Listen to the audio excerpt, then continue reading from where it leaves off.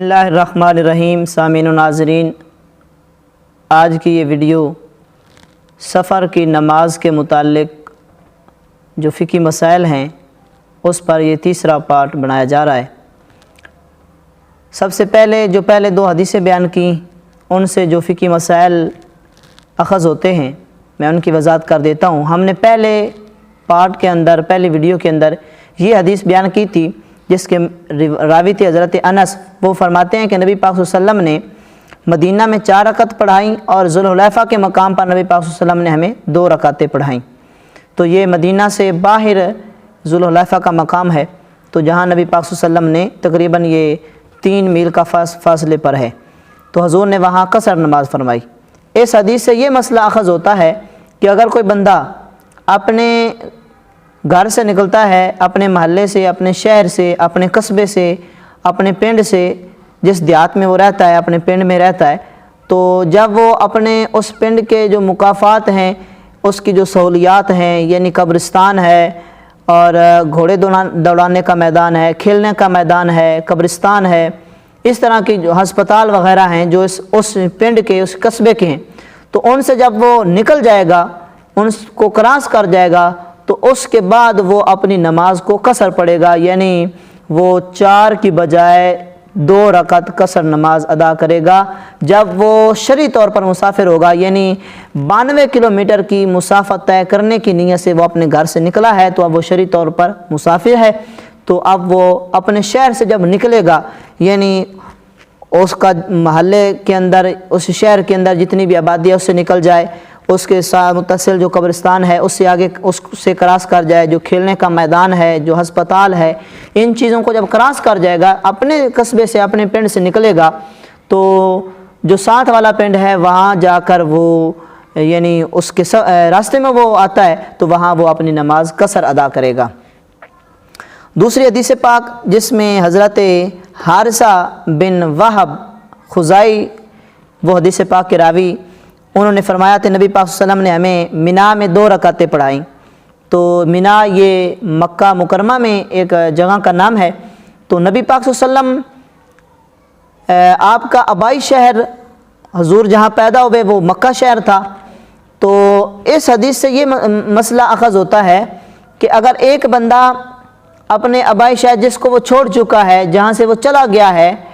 तो किसी दूसरी जगह उसने क़याम कर लिया, तो जब वापस उस शहर में, उस पिंड में, उस जगह पर आएगा तो वो नमाज कसर ही अदा करेगा। क्योंकि नबी पाक सल्लल्लाहु अलैहि वसल्लम की वो हदीस जिसमें नबी पाक सल्लल्लाहु अलैहि वसल्लम ने मिना में 2 रकातें पढ़ी, तो उस हदीस से ये साबित होता है, हालांकि शहर मक्का में नबी पाक सल्लल्लाहु अलैहि वसल्लम के आबा व अजदाद थे, नबी पाक सल्लल्लाहु अलैहि वसल्लम के वालिदैन, हजूर के आबा व अजदाद और हजूर की जाय पैदाइश जी थी वो मक्का में थी, लेकिन उसके बावजूद भी हजूर मदीना से जब मक्का में आए तो हजूर ने कसर नमाज अदा की। तो इस हदीस से ये मसला अख़ज़ हो गया कि जब बंदा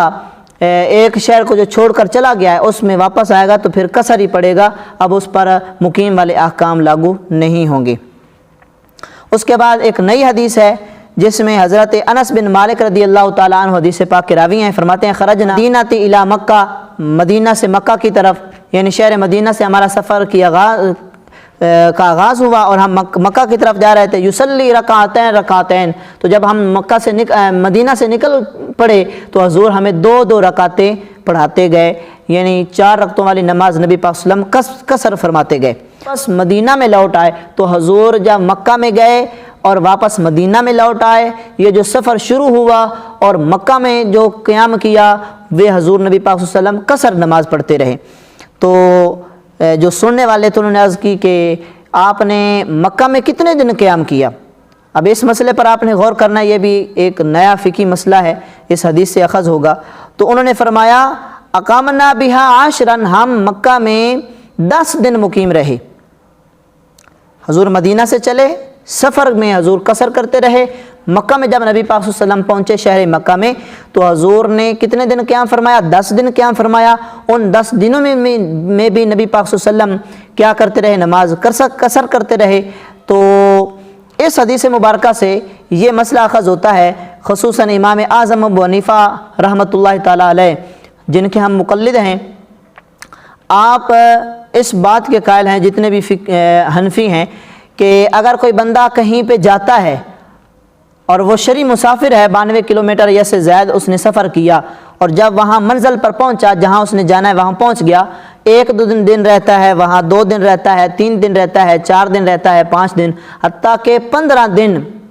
سے کم یعنی 14 دن رہنے کی وہ نیت کرتا ہے، تو پھر بھی وہ وہاں پر مسافر ہوگا اور اپنی نماز قصر ادا کرے گا۔